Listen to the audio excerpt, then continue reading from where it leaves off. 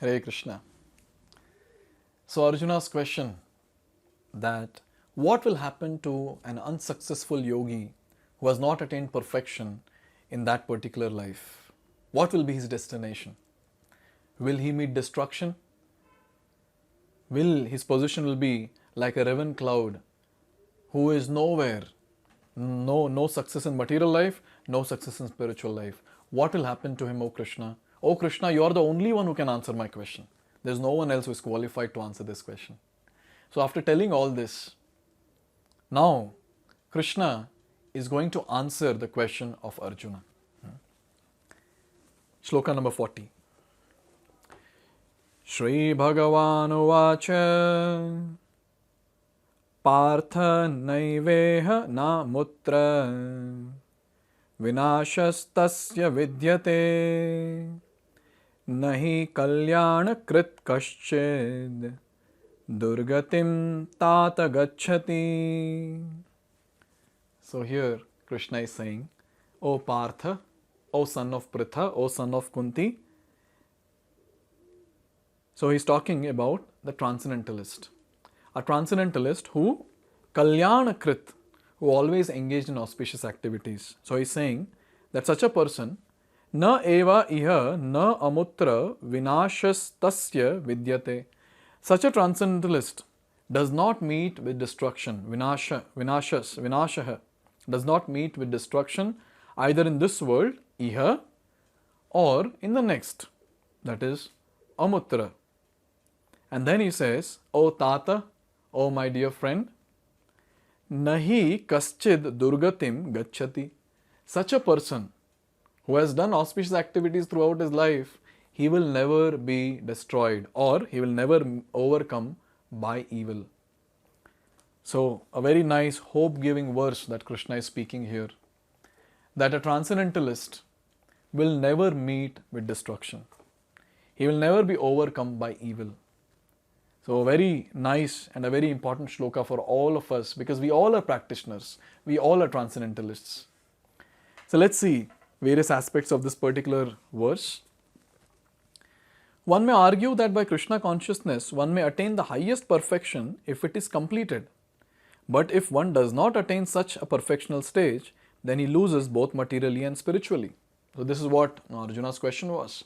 Oh, if I don't complete, then what will happen? I lose materially and spiritually both. But then actually that is not the case. It is enjoined in the scriptures that one has to suffer the reaction for not executing prescribed duties. Therefore, one who fails to discharge transcendental activities properly becomes subjected to these reactions. Means a person has not attained perfection in materially also. So what he has done, he has given up prescribed duties. So since he has given up prescribed duties, he has to suffer for that. Reactions will come.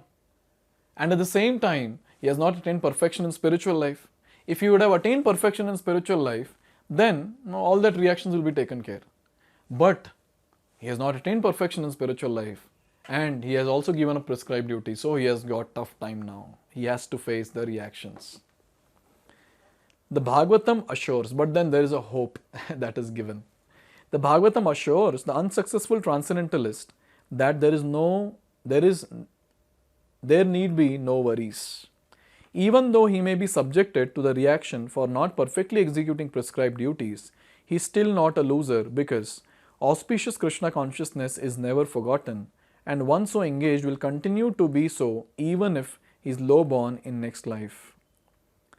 On the other hand, one who simply follows strictly the prescribed duties need not necessarily attain auspicious results if he is lacking in Krishna consciousness. So there are two categories those are given.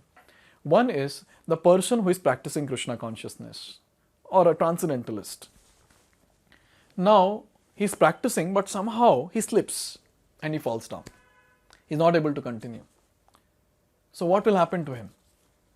Obviously, everyone has to face reactions, the karmic reactions. That is there. He will also have to face. But then the best thing is, such a person will continue the practice from where he has left in next life. So it is not lost. It's like the person started from the point 1 and has gone till point 5. And in next life, it's not that he has to start from 1 again. He's going to start from point 6. So this is a very, very wonderful aspect when it comes to the practice of spirituality or practice of bhakti yoga in specific. But what is the use of those people materially very nicely executing everything wonderfully, perfect, everything is nice, but then when they die, everything goes to zero. So we always say that a person who starts his life from ABCD and directly, then he reaches PhD, but next life, he has to again start with ABCD only. So this is a very, very important point to understand when it comes to material life. So spiritual life, there is no loss. Material life, at the time of death, everything is lost. That's what is the point that is made.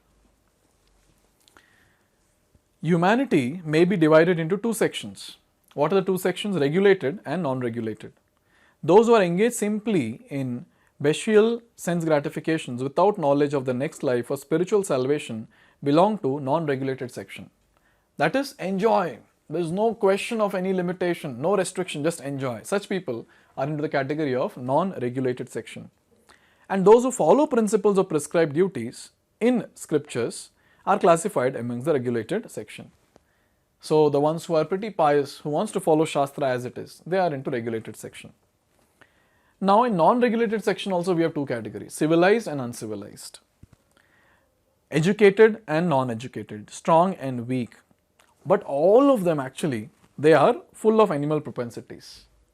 Their activities are never auspicious because while enjoying the animal propensities of eating, sleeping, mating and defending, they perpetually remain in material existence which is always miserable. On the other hand, those who are regulated by spiritual injunctions and who thus rise gradually to Krishna consciousness certainly progress in life. So a person who is just living animalistic life, just enjoying, nothing else the person is doing in life. What will happen to such a person? He's just living animalistic life and he's again going to take birth in this world. Again he's going to come back to this miserable world, dukkhalayam ashashvatam, lokam. So what is the use of that? But when it comes to a person who is practicing the transcendental path, specifically bhakti, what will happen to him? Even if he's unsuccessful, no problem. Because wherever he has left, he's going to start from there in next life. So gradually, anyways, he's going to progress and attain ultimate perfection. But a materialist is going to suffer very, very badly and he'll be stuck in the cycle of birth and death forever. So here it is given that those who are following the path of auspiciousness, that is Bhakti Yoga, can be divided into three sections.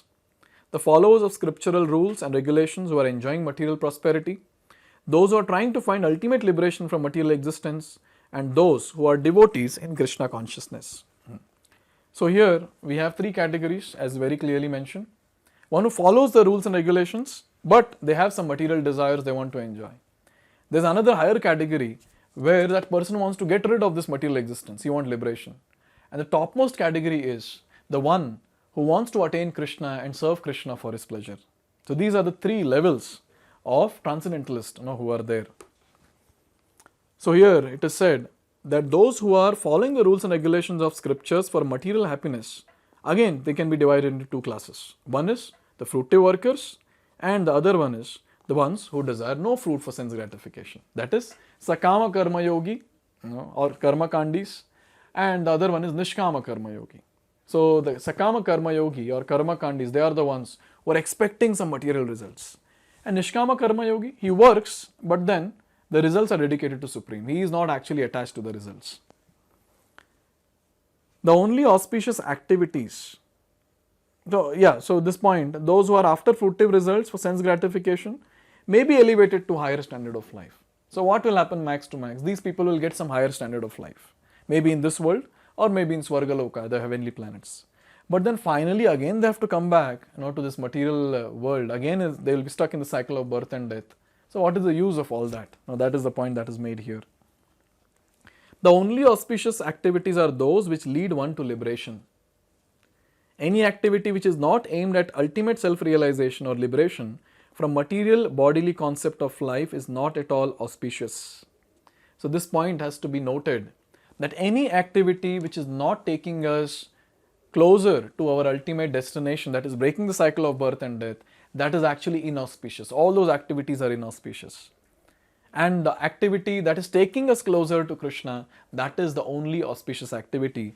And so here it is said that the activities in Krishna consciousness or Bhakti Yoga is the only auspicious activity, and anyone who voluntarily accepts all bodily discomforts for the sake of making progress on the path of Krishna consciousness can be called as perfect transcendentalist under severe austerity.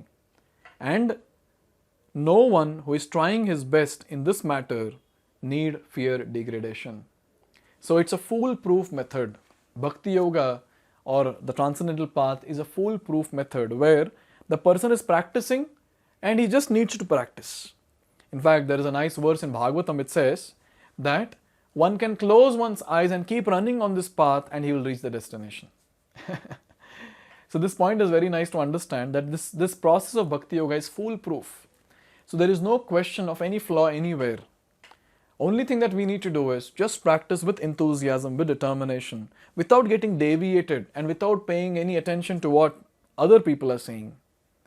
So we have to be one-pointed, looking at Krishna and running and marching towards Krishna with complete faith, determination, conviction and enthusiasm.